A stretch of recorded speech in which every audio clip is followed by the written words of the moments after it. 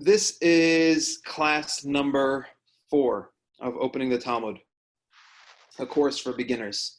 And we went through a lot of the history of the Talmud, a lot of the definitions of themes and concepts in the Talmud, some of the rules of the Talmudic discussions we discussed last week.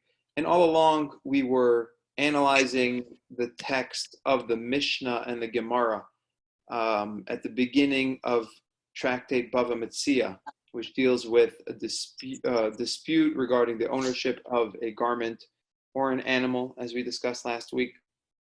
And there was a lot there to cover to really introduce us to the legal, technical side of the Talmud.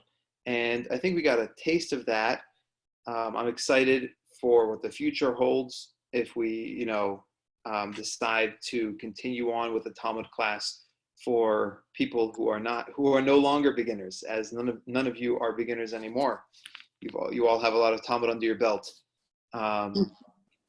But today I thought I'm going to switch gears a little bit, because there is a whole different section of the Talmud that is very different than anything we studied until now. And I say a different section, I don't mean that it's contained in its own tractate, because it's largely distributed throughout the Talmud. Just another type of Talmudic discussion that I'll introduce you to today. What we have in the Talmud is every passage of Talmud will fit into one of two categories.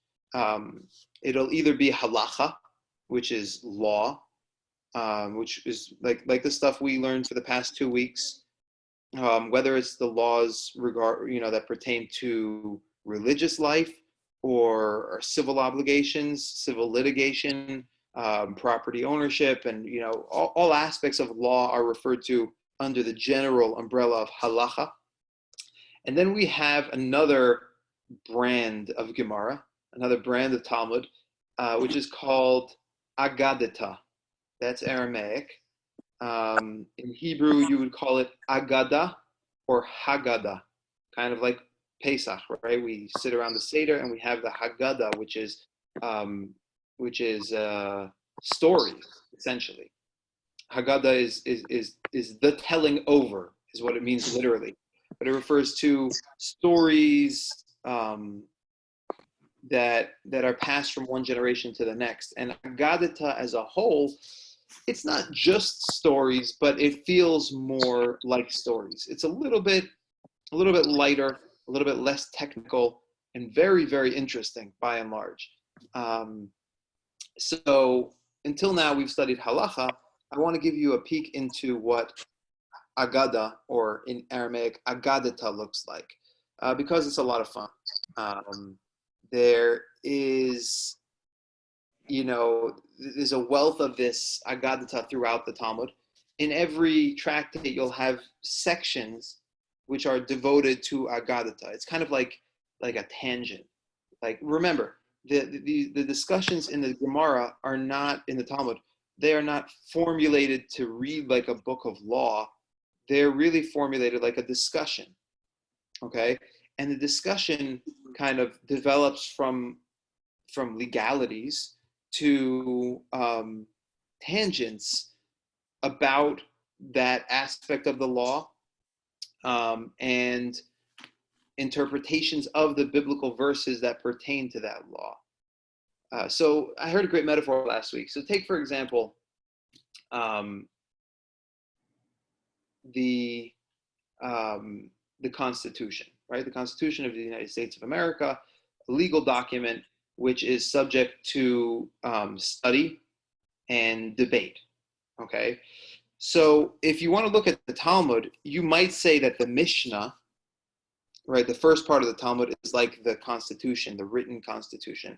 And the Gemara is, if you were to walk into a class on constitutional law, you would hear the teacher introduce the section of the Constitution that you're going to be studying, and then a discussion would ensue with explanations of that, interpretations of that section of the Constitution, and then questions and answers from the various students in the class. And then the teacher might bring in a story, a case study that is relevant to the discussion. Now that case study is, the students love it because it's interesting, and it kind of, everybody loves a good story, right? Something to illustrate the point at hand. And the professor digresses onto that topic, and then somebody might ask a question on that story. Like, well, why was the law like that, in that story? And so on and so forth, and the discussion continues. So when we're studying the Talmud, it's easiest to think of it as we're reading the notes on this discussion that I just described, okay? We start off with the Mishnah, with the legal aspect of it, and then we launch into the discussion, and the discussion begins around the legalities, but oftentimes we'll digress into, stories of Talmudic sages, of how they acted or they behaved in a given scenario. And you may have, once you start talking about that sage, the Talmud will tell you more stories about that sage that are completely unrelated to the topic at hand. So we kind of go off on this beautiful tangent, which is not, it's not just stories. Like I mentioned before, some of it is interpretations of verses in the Torah that are not legal verses in the Torah, right? Because the Torah, the actual 5 books of Moses, when you read through it, you have both legal aspects, like legal, like certain parshas in the Torah are full of laws, like mishpatim, and then you have like huge, long narrative sections of the Torah that are telling the story, from creation up until the slavery in Egypt and the exodus from Egypt and Moses in the desert and the whole shebang. So the Torah itself kind of has these 2 aspects to it, and that's kind of mirrored in the Talmud, where you have these 2 aspects, the legal and the narrative. And the so aside from number 1, stories, number 2, interpretations of verses in the Torah that don't pertain to actual halacha, don't pertain to law, you also have like little tidbits of history. You have references to medicine, as medicine was in the Second Temple period, and up until 300-400 of the Common Era. You have what medicine looked like back then, because some of these sages, either medicine was pertinent to the discussion, or some of them practiced medicine.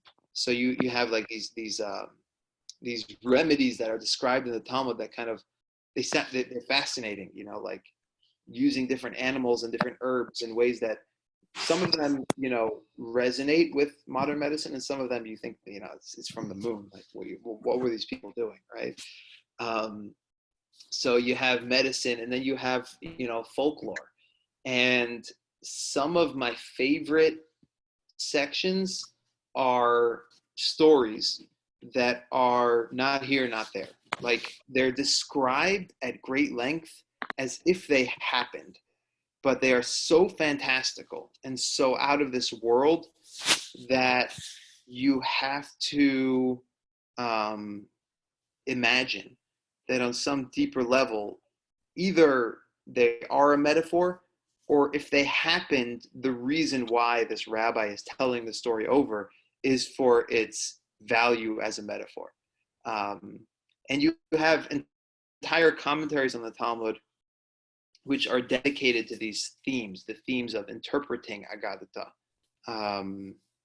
Yes, Beth, you had a question? Yes, I was just wondering if you wouldn't mind muting us all so that we don't have any extra noises while you're speaking. Absolutely, yeah. Thank you. And I just muted myself. And why can't I see participants? Mute all. Anyone has a question, feel free to unmute yourself or raise your hand, and I'll jump to you. So to begin studying Talmud without introducing you to some of the most interesting sections of the Talmud would be a travesty. I figured we need to dedicate today's lesson to exploring some of these ideas. And I mentioned before that there are no tractates that are exclusively Aggadah. You might say that the tractate of Avot, Pirkei Avot, Ethics of Our Fathers, which we studied during March and April on Zoom, that is one tractate that is dedicated almost exclusively to Aggadah. The rabbis there are giving moral and ethical teachings that are not halacha. They're beyond the letter of the law. They're not a requirement upon every single person to live that way. It's just, what do they call it these days? Best practices.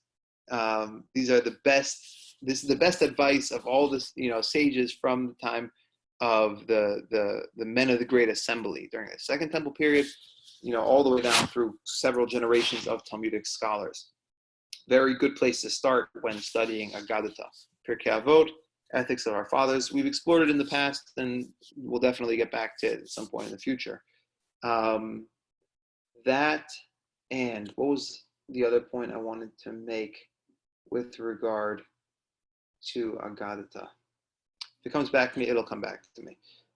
Let us jump now to 3 sections that I selected of Aggadah.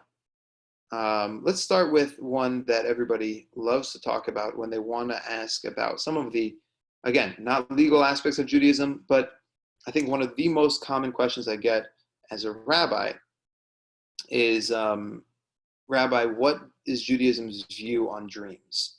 Okay, because dreams are every man's bridge between what they perceive as mundane, and they're kind of like a window, a glimpse into another world, And when you have a glimpse into another world, or what feels spiritual, or it kind of feels like something you would want to talk about with the rabbi, especially because the Torah is replete with various stories of dreams and dreamers and interpretations of dreams. And maybe people think that that I'm a dream interpreter, but I am not, alas. If any of you had dreams that you wanted to bring to me, I'll just put this disclaimer here. I do not interpret dreams.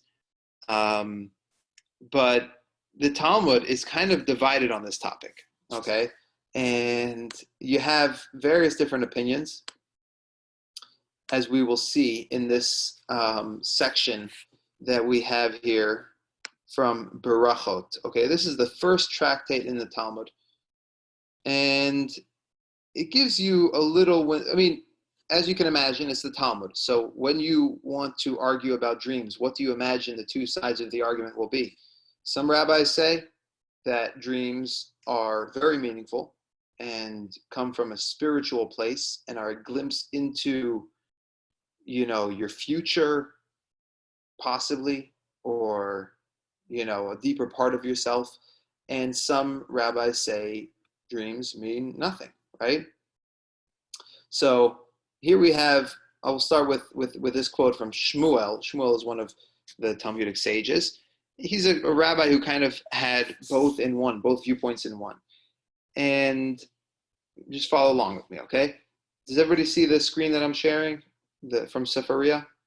Okay, this is Brachot 55b.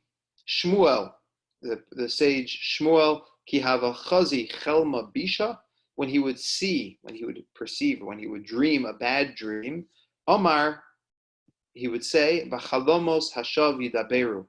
He would quote from the prophet Zechariah this verse that says, and dreams speak falsely, i.e., it means nothing, okay?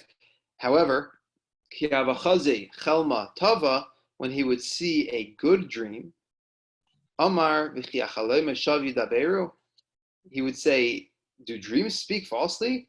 I'll bring you a proof that dreams are real, right? Because it says in Bamidbar, in the Torah, Bachalom adaber bo, I speak with him in a dream. God communicates with human beings in dreams. So this dream must be a real dream. So, he kind of had one foot in each camp, depending on the situation. Which is, a nice way to look at it. It can help us attain a degree of peace of mind, because who wants to have that added stress and anxiety over a bad dream. Is it real? Is it not real? Look to the prophets, see what they say, and they seem to say that dreams speak falsely. So, choose the verse that fits your situation, is what Shmuel said. Rava was a little bit more adamant in his pursuit of truth. Rava raised this again in the academy. He raised this as a contradiction between these two verses. We have this one verse that says that I communicate with him in a dream. We have the verse from Zechariah which says the dreams speak falsely. Which one is it? Okay, so Rava says lo kasha. It's not a contradiction. Kan al yedei malach, kan al yedei shade. Here, the verse which says that God communicates with us in a dream refers to dreams that come by means of an angel. And the verse that says that dreams speak falsely refers to dreams that come by means of a demon. Okay, so in the Talmud, there's a lot of talk about angels and demons. Okay, and there are commentaries that speak about these in the sense of forces at play in the universe. I don't know of an interpretation that means it was like a little red guy with horns and a pointy beard. Like not that kind of devil, demon that you might imagine, but the idea is that in the universe there are forces of good and forces of negativity. And when your dream came to you by means of an angel, i.e. a godly force aligned with bringing goodness into the world, then the dream comes true because it's coming from a positive source. And when the dream came to you by means of a demon, that dream doesn't mean anything. Meaning it could be affecting your peace of mind, and it could be making you think that something negative is going to happen, but it truly doesn't mean anything. Looking at it from a little bit more of a metaphorical standpoint, when we speak about dreams that come from demons, within our own psyche, I think all of us have angels and demons, right? We have positive drives and impulses, and then we have lower aspects of our personality, more base aspects of our personality that are sometimes self-sabotaging. And like in the discussion here, when you have a good dream, it may be coming from a good impulse within your subconscious, and those should be cultivated and actualized. Whereas dreams that come from demons, if you want it to come true, it could come true, but it's essentially false, meaning it's not aligned with your deepest self, right? With your deepest self that has a desire to connect to God and a desire to bring goodness into the world. It may seem real, but we can look to the prophet Zechariah, who says that chalomos shav yidaberu, they speak falsely, because that's not our truest self. Where are we? Next paragraph. Amar Rabbi Bizna bar Zavda, Amar Rabbi Akiva, Amar Rabbi Panda, Amar Rav Nachum, Amar Rabbi Bidim Mishum Zaken Echad. So here's a chain. This is the Talmud for you. This is a chain of transmission. Okay, we have a legend, an idea, a story that is transmitted through how many generations? Rav Bizna bar Zavda said, that's one, that Rabbi Akiva said, that Rabbi Panda said, that Rabbi Nachum said, that Rabbi Birayim said in the name of one elder. Who is that elder? His name was Rabbi Bana'a. There were 24 interpreters of dreams in Jerusalem. Once I had a dream, and I went to 24 different people to interpret my dream. None of them interpreted the dream the same way. And all 24 interpretations happened.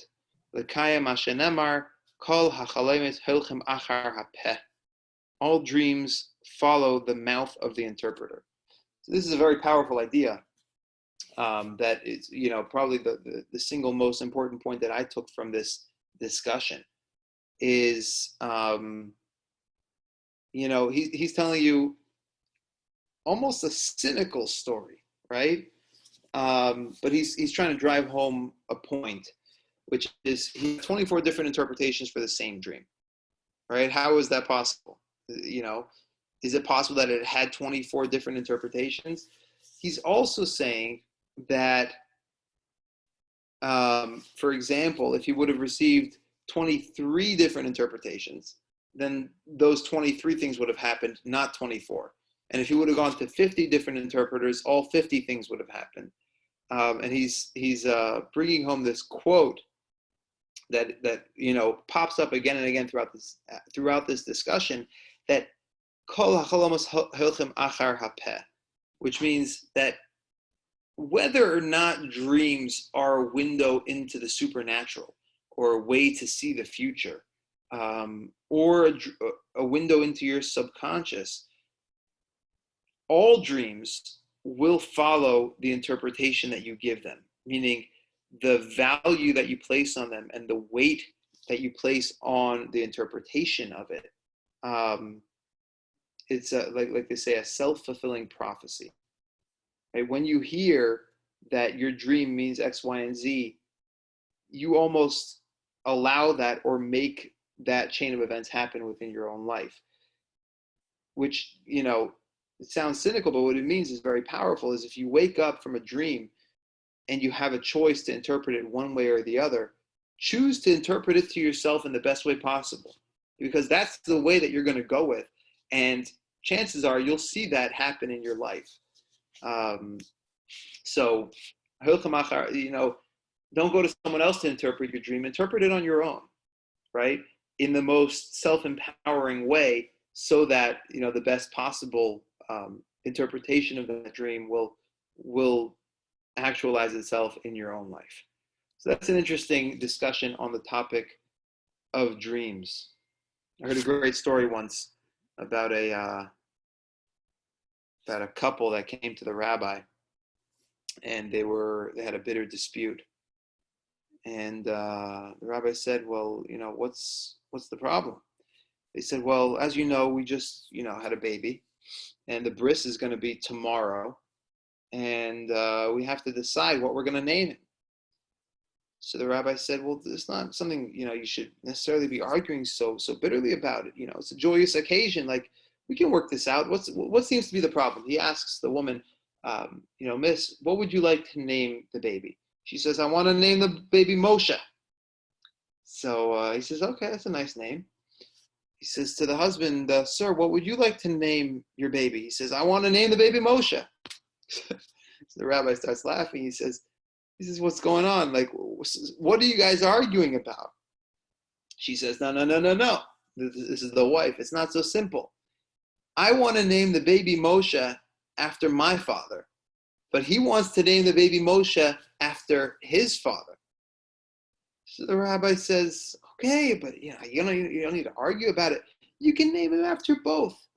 So the wife says, "Name him after both? Are you crazy? My father, Moshe, was a great Torah scholar, and he was pious, and he was generous, and he helped people, and he lived all his life in good standing, and to name my son after him would be the greatest honor. But my husband's father, my father-in-law of blessed memory, he was the town drunk, a scoundrel. He used to steal from people to buy alcohol. He was a mess, and he never did a nice thing for anyone in his life. He barely had a relationship with my husband. My husband just wants to name him after his father to stick it to me. There's no way he could be named after both." So the rabbi thinks for a minute. He says, "It's a good question you're bringing before me today. Okay, you want to know whether you want to name him Moshe, but you want to know whether he'll be named after your father or your father, right? The saint or the sinner." The rabbi, hums a Hasidic melody to himself and says, "Here's the answer to your problem." He says, "Name him Moshe tomorrow at the bris, and he'll decide throughout his life who he's named after. Okay, that'll be up to his free choice." Is he going to actualize the legacy of Moshe, this grandfather, or Moshe, that grandfather? So the same thing is kind of like with our dreams. Everything is open to interpretation one way or the other. It's through, our feet on the ground. What do we do about it the next day? What do we do about that dream? Do we interpret it in the best possible way and seek to actualize that result? And that's probably what's going to happen. And the flip side. So that's enough for the discussion of brachos, the discussion about dreams.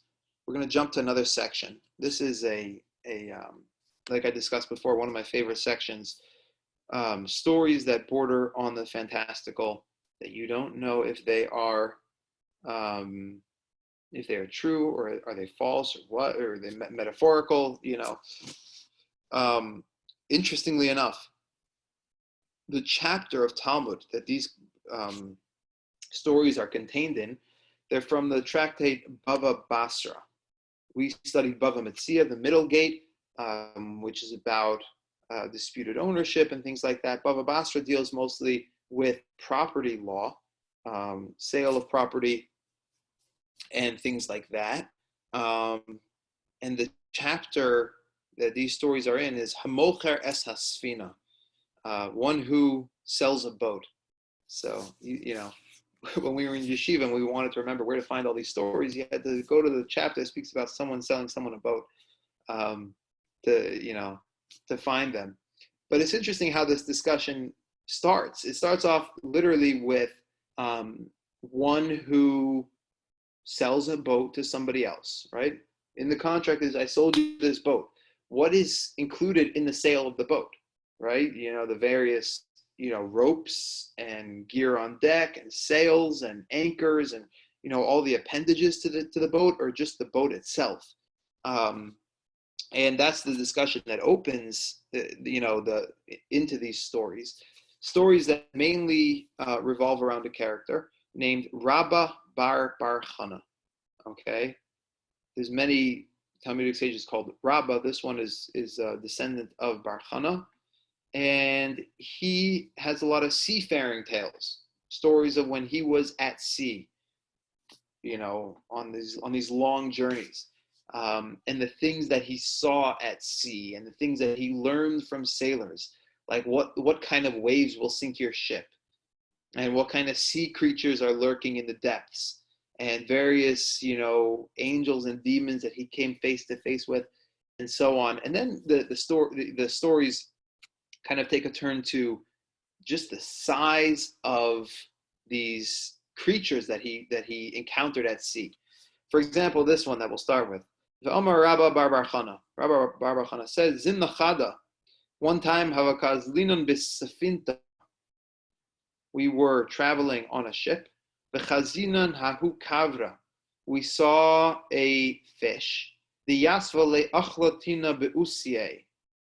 Okay, this kind of insect called a mud eater embedded itself. It was like a kind of parasite, embedded itself in its nostril and killed the fish. Okay, how big was this fish? We'll see in a moment. Vadachuhu maya, the water threw this, let's say whale carcass up on the shore. Vishadyuha leguda, threw him onto dry land. V'charuv minei shisin mechuzi. It destroyed 60 districts, okay, 60 like counties.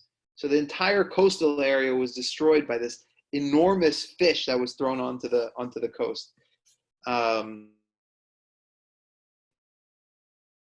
Shisin mechuzi. They ate 60 districts were fed from the meat of that fish. Umolchu minei shisin mechuzi.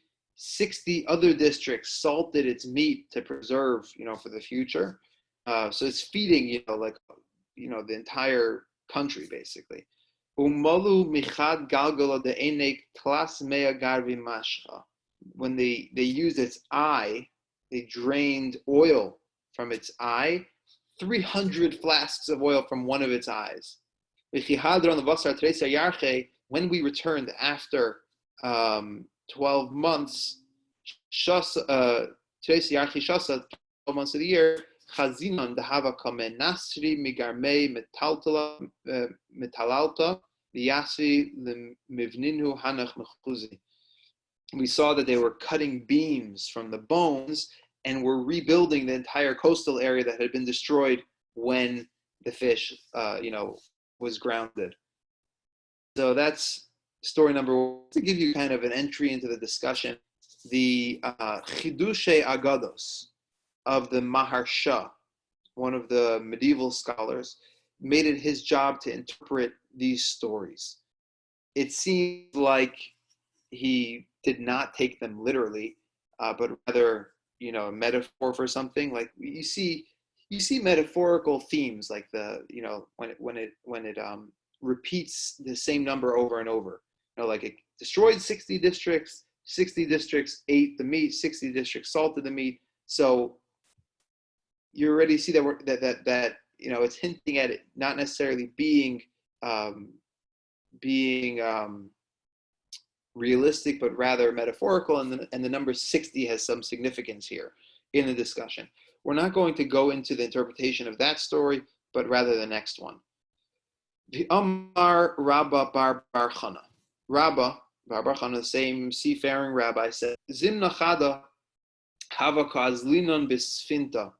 One time when we were traveling at sea, V'chazinon Hahu Kavra, we saw a fish. The Yasva Lechilta Agabe, sand had settled on its back.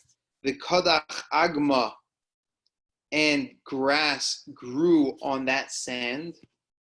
Savrinon Yabashtahi, and when we sailed past, we thought, oh, this is, a desert island, right? V'salkinon v'apinon uvashlinon. We got off our ship, and we set up camp there for the night on this little island. And we baked and cooked on the sand.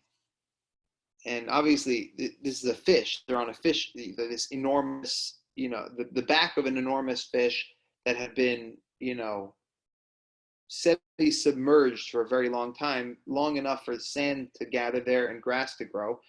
And, that's all good and fine. And I doubt if it has sand and grass on its back, it can feel the presence of a couple of sailors, but they start a fire on its back. And you know what happens when you start a fire on a whale's back. The kadcham gabe, when its back got hot, is hapich. It rolled over. Okay, so the entire island just disappears. Ilav the hava mekarva sfinta. If the ship had not been right nearby, havatav inon, we would have all drowned. Okay, so this is again an awesome story. Okay, what does it mean? So I was studying the Chidushe Aggadah of the Maharsha. I'm just going to open it up here. Yeah, this is one of the common commentaries to find in the back of a Gemara. He has a double commentary. Can everybody see that? You have the whole top half of the page, all these little letters, and then you have the bottom of the page. Well, usually this is in reverse. Okay, the bottom of the page, the part that relates to halacha, the legal discussion, takes up most of the page, and the various interpretations on verses and things and stories take up a little bit of space on top. But in a section like this, that is just so many stories and so much room to interpret and explain what exactly they mean, so it ends up taking up most of the page. So I'll read his interpretation here. It is fairly small, but all right.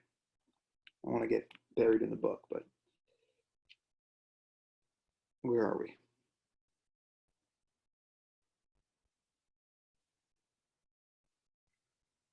Okay, so he quotes, we saw this fish that sand embedded itself on its back and grass grew. So he says he's going to explain it according to the theme that he's been using in the discussion of the Talmud until now. That theme being, what does Rabba Bar Chana mean that he was a sailor on a ship? Okay, Was that very common for rabbis to be sailors? Maybe not. He says the stormy ocean, okay, this vast ocean where you're at the mercy of the elements, is a metaphor for exile, for the Jewish people in exile. Okay, because again, the Talmud Bavli, the Talmud that was compiled in Bavel, in Babylonia, was these discussions happened not long after the destruction of the Second Temple, when they had lost their country and their homeland and the temple, and they were kind of, thrust into the world, and without a homeland, without a central grounding to the Jewish experience. So you can understand that as a metaphor for being at sea, right? Where there's weather and waves and sea creatures to deal with. It's what we call in Hebrew golus, okay? So using what he says is, the Maharsha, is that all of these discussions about Rabbi Bar Chana learning different things when he was out at sea are all teachings that are aimed at guiding our existential questions during the time of Golus. What are we supposed to do? How are we supposed to function? And they all take place in a ship, right? He's ensconced in a seafaring vessel, and he says that is the words of our tradition, right? Staying true to the Torah and mitzvahs, that creates a kind of ship that keeps the Jewish person safe during his time in exile, right? A ship, a storm may come, but his ship will stay afloat as long as he maintains it and make sure that it's seaworthy. So number one, we're in exile. Where is the grounding of the Jewish people in exile? It's no longer in the temple, but rather in the temple that we construct from our study of the Torah, our adherence to the mitzvahs, and our connection to Jewish tradition. That is our ship. So our ship is, at sea, and we have where we came from and where we're going, right? We do have a destination. The destination being the redemption, right? The times of Mashiach, when we'll no longer be in this state of exile, and we'll once again have a temple and be able to live in this kind of totality of Jewish life, where we'll have an era of peace and world peace in the world, so no persecuting the Jewish people or any nation, and we'll be able to study Torah, and we'll be able to perceive godliness in a real, tangible way, like it was during the times of the temple. But he says that the issue starts when we look off the boat and we see an island, and we imagine that island is a place of refuge for us, and kind of veer off course, right? We're on a ship. We're moving from the past to the future towards a better place. But then we see an island, and we say, oh, let's stop here. And this looks like it could be comfortable. Like this way of life might suit us. And they get off the ship. And what he's pointing to is a very common condition throughout Jewish history of arriving in a place, be it physical, like a country, or be it a place of prosperity, like a station in life, where we become complacent. We say like, yeah, we have a destination, but it won't hurt us if we take a break here, if we leave some of the traditions and begin to assimilate to the island life, okay? And do with that metaphor what you want, depending on which stage in Jewish history you're talking about. The Maharsha, this commentary here, points out that possibly Rabbi Bar Chana was pointing to the story of Purim, because Purim happened during the month of Adar, which from an astrological perspective is the mazel, the constellation of Pisces, which Pisces is a fish. So the metaphor of the fish specifically points to the month of Adar. What happened in Adar? Well, the Jewish people living in Persia, then Babylonia. The Jewish people living in under the Persian Empire were like, hey, we have a good life here. The Persians respect us. They invited us to the king's feast. Let's go and enjoy the king's feast. Oh, it's not kosher food? Who can keep kosher all the time, right? So they went and kind of ditched the traditions for the sake of assimilation.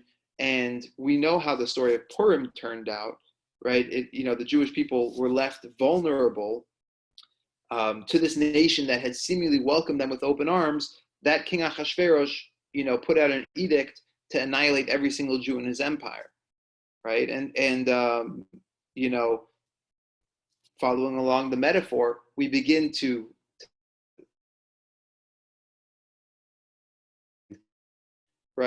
indulge in materialism on this island, thinking that all is good, and then the fish turns over, right? Everything, our whole sense of stability and what we thought was the life that we had chosen for ourselves, reveals itself to be untenable. It's not in line with who we are, and is many times just destined not to work out, like we see in the story of Purim. And the end of the story is a happy one, which is, the fish turned over and we almost drowned, but the ship was nearby, right? We know where to go back to. We know where our safety net is. We know where we can take refuge, which is in the Torah, the study of Torah, prayer, mitzvahs, and Jewish tradition. Like, that is our haven. And if ever we, become complacent in exile and begin to reject that, and things don't go well, the Jewish people can always run back to that. And again, this is a pattern. So Rabbi Bar Bar Chana is speaking about the story of Purim, most likely, just because he uses the metaphor of this fish being, the place where they leave the boat to go to. But we see this theme throughout Jewish history, which is a very powerful theme. When we're studying Talmud, the Talmud speaks throughout generations, right?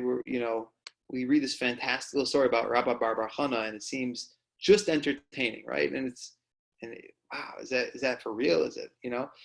You begin to study another layer, another generation of commentaries from the Middle Ages, and it gives you a whole another layer of explanation. And then we can apply it, throughout Jewish history. We see this pattern. And the Jewish people leave the ship, leave that safe haven of Torah and mitzvahs and tradition.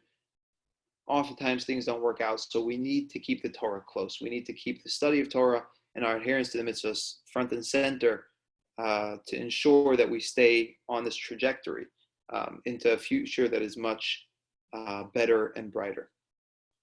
And finally, the last story comes from Barachos as well, the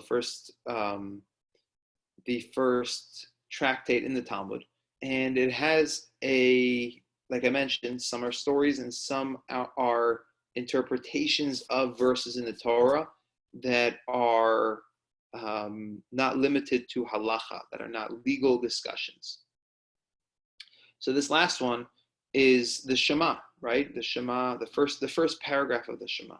We say it every day, once in the morning, once in the evening, Shema Yisrael Hashem Elokeinu Hashem Echad, and then we start V'ahavta es Hashem Elokecha. You shall love the Lord your God with all your heart, with all your soul. And this passage from Brachos is explaining what each of those mean, right? B'chol levavcha, with all your heart, b'chol nafshecha, with all your soul, b'chol modecha, with all your might, right? If we're looking at interpreting each one of these things, what does each one mean? Okay. So, V'ahavta es Hashem Elokecha, you should love the Lord your God. Tanya, Rabbi Eliezer said, Im nemar b'chol nafshecha. If it says you should love the Lord your God with all your soul, lama nemar b'chol ma'odecha. Why do we need an additional, you shall love the Lord with all of your might, right? Seemingly, your whole soul includes everything. It's all of you. Im nemar b'chol ma'odecha. If it says with all your might, lama nemar b'chol nafshecha. Why does it say with all of your soul? So Rashi, on site here, explains that with all your might means with all of your possessions, with all of your physical capabilities, i.e., your wealth, right? Like put your money where your mouth is, right? So display your love for God by using your physical resources to further, what God wants from the world.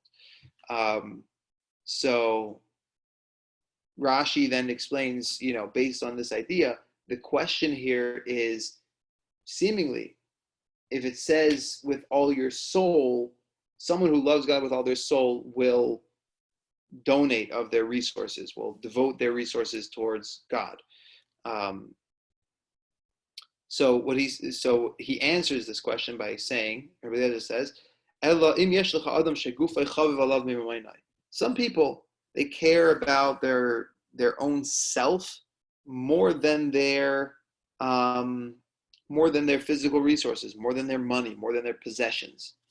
Okay, so if the Torah would say donate money, they say, okay, I'll donate money, but don't ask me to come to shul, right? Like, I'm willing to give of my resources, but not of myself. Therefore, it says you need to devote your whole soul. This is the sad flip side of this. Sometimes people care more about their money than their own body, than themselves, than their own happiness. Therefore, it says, don't just dedicate your human resources, yourself, to God. Donate of your possessions, of your resources as well. Rabbi Akiva says, B'chol nafshecha, when it says to love God with your whole soul, afilu noteles nafshecha, it means even at the risk of losing your life, you need to stay connected to God. Again, this is how the discussion goes from one level to the next. You have the discussion regarding the verses in the Torah. How do we interpret the verses of Shema? We have Rabbi Akiva, one of the most famous sages of all time, giving an alternative interpretation, saying B'chol nafshecha doesn't mean to dedicate your soul to God. It means to, it's another step. It's like dedicate your soul to God, even at the expense of your own soul. And now we have a story about how Rabbi Akiva lived that in his own life. Right? Rabbi Akiva's life and death was under Roman rule in the land of Israel, and he was eventually killed by the Romans. I mean, tragically, for being a rabbi, for teaching Torah, and for leading the Jewish people after the destruction of the temple. So he, when he taught this, I don't think he knew the future, but he definitely was willing to stay devoted to his life as a leader and his life as a teacher, even at the expense of his own life. So that's the next story that the Talmud brings in this discussion is Tanu Rabbanan, the rabbis taught, Pam Achas, one time, Gozra Malchus Arishah Shaleyaski Yisrael B'Torah, the evil empire, referring to the Romans, made a decree that the Jewish people should not learn Torah. Okay, it was illegal to study the Torah. Ba Papos ben Yehuda came u'mitzaveh Rabbi Akiva sheyamakil kehilos berabim. He found Rabbi Akiva gathering assemblies in public, v'oisek v'Torah, and teaching Torah to these groups of people. Amar la Akiva, iyata misyarei mipnei malchus. Like, are you nuts? Are you out of your mind? Like, are you not afraid of, the Roman authorities? If they catch you, they're going to kill you. Amar lai, Rabbi Akiva answered him, Emshol lecha mashal. I'll give you a parable. Lama davar dema, to what this situation is comparable. L'shuol shahaya mahalech al gav hanar, to a fox that was walking along the banks of a river. V'ra'a dagim shahayu miskabsim imakom lo'achem, and he saw schools of fish, darting this way and that way. Amar lahem, so the fox asked the fish, "Mipnei ma atem barchim, what are you guys running away from?" Amru lo, mipnei rishases shemevim aleinu bnei adam, we're running away from the nets that these human fishermen are casting for us. Amar lahem, ritzayinchem shetalu le'abasha v'nodor ani v'atem kishem shedara aveisayim aveisechem. The fox tells them, why don't you come up onto dry land and we can live together, just like my ancestors lived together with your ancestors. Amru loi atahu sha'imrim alecha pikeach shebachayos. You fox, are you the one that they say is the wisest of all animals? Loi pikeach ata ela tipesh ata. You are not wise, you are foolish. Uma b'makim chiyusenu anu misyarim. If we are afraid to live in the place, in our own habitat, in a place that supports our life, we're afraid of the nets. In a place that completely cannot support our life, right? On dry land, we're guaranteed death. So then, for sure, we'd be afraid. So, we'd rather stay in the water and take our risks with the nets than coming up on dry land and facing certain death. So Rabbi Akiva finishes the metaphor. He says, the same thing is with us here living under Roman rule, studying the Torah. It says about the Torah that the Torah is the source of your life and gives you long days, right? A long life. If we give up our study of the Torah, right, then what are we left with? Okay, so Rabbi Akiva looked at the Roman rule as people casting nets, right? There are people who wish us harm, who don't want to allow us to live within our natural habitat. They're going to threaten us with all kinds of things for studying the Torah and keeping the Torah. People who want to go along with that plan are like the fox. They're saying, oh, but you got to save your life. You got to look out for yourself. You shouldn't be studying the Torah. And, that's like the fox saying, give some up, assimilate a little bit. It won't hurt you. And Rabbi Akiva answers them like, no, like there's a certain inherent connection, like at the deepest level of our soul, that every single person has with the Torah. And if you give that up, what are you left with? Right? It's the source of our life. So, stay connected to the source of life, even when it means risking your own life. And it's a hard passage to read. Obviously, from the perspective of the legal aspect of the law, when are you required to lay your life down for the sake of Judaism? In very, very rare instances. By and large, the rule is if somebody threatens you, or God forbid, with death, or to transgress a mitzvah, you transgress. You preserve your life at the expense of almost all the commandments, except for 3. So the difference is, though, what's discussed in the Talmud is in situations where there's a concerted effort to wipe out Judaism. Then it really depends on the situation, but there, it might be permissible to sacrifice your life for the sake of preserving Judaism, even for mitzvahs like studying the Torah, like we see in the story of Rabbi Akiva. But I want to shift the discussion for a moment, because thank God we live in a time and place where there are no nets, right? Where the Romans aren't coming to kill us for studying the Torah. And we have this amazing opportunity to learn from Rabbi Akiva and learn from this metaphor that he gave us, that like for us to study the Torah and internalize its messages is like a fish swimming in water.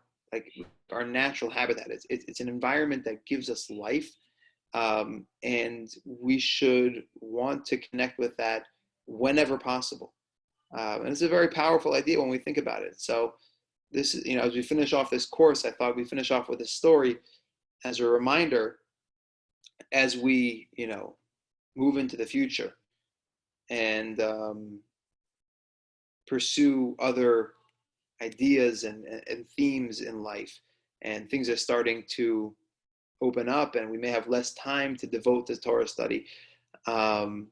Keep this a priority. Keep the study of Torah like on the top of your list, because it's incredibly impactful and powerful when we incorporate that into our life. It's like a fish in water. So l'chaim, to many, many more hours of Torah study together, God willing, with a Talmud course to come, or one of our other courses, be it the Monday night Torah class, or Pirkei Avot, or I love that when you did that. Shul on Shabbos. All right. Questions? Rabbi,